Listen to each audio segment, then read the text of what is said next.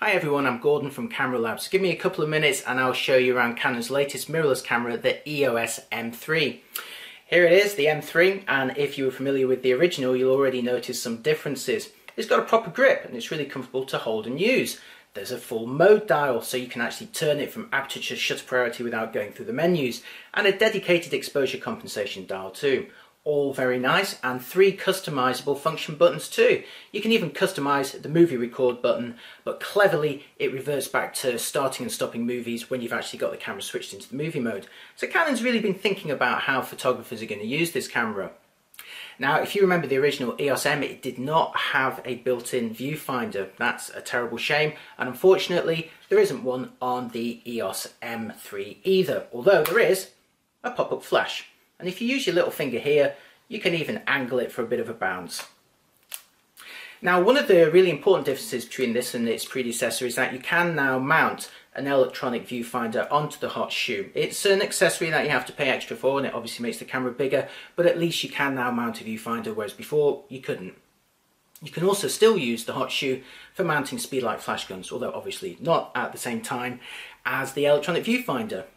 Now, on the original EOS M, the screen was fixed in place. It was touch sensitive, it had a great user interface, and it still has that touch sensitive capability, but Canon has now articulated it. It goes up and of course all the way forward to face you for those all important self-portraits or filming pieces to camera, as I'm doing right now. Incidentally, with the Sony A5100, which has a screen that also flips forward like this.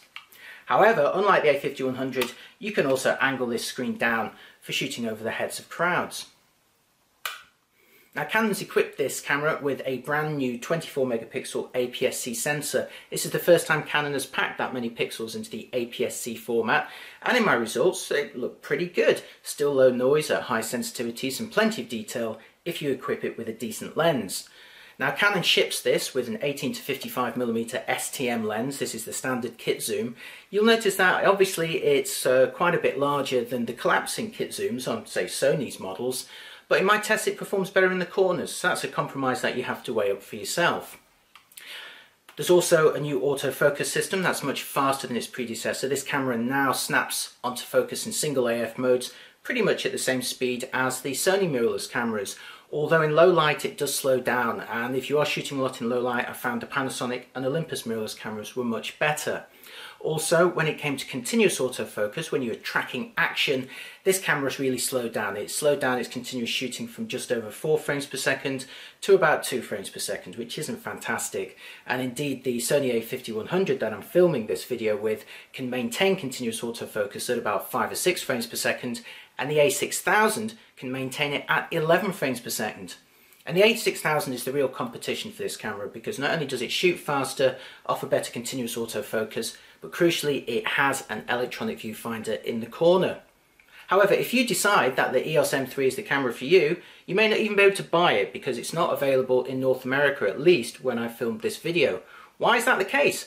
Canon USA and Canon Canada clearly think that you guys are not ready for mirrorless or not ready for Canon's mirrorless. I've no idea. Let me know in the comments. If you're an American, why wouldn't you want a mirrorless camera from Canon? One of the other problems with this, even if you can get it, is a limited availability of native EFM lenses.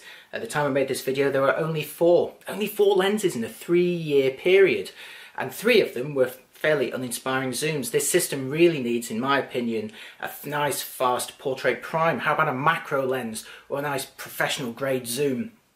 But to be fair, Canon has made a lot of improvements on this camera, and if you are interested in it, you can find out all about it in my review at cameralabs.com. There you'll also find sample images, sample movies, and pretty much everything else you want to know about this camera. I hope you've enjoyed this really short video. It's pretty hard for me to get all this information into what has been, he checks the counter, about 4 minutes. I hope you've enjoyed it. See you next time. Bye bye.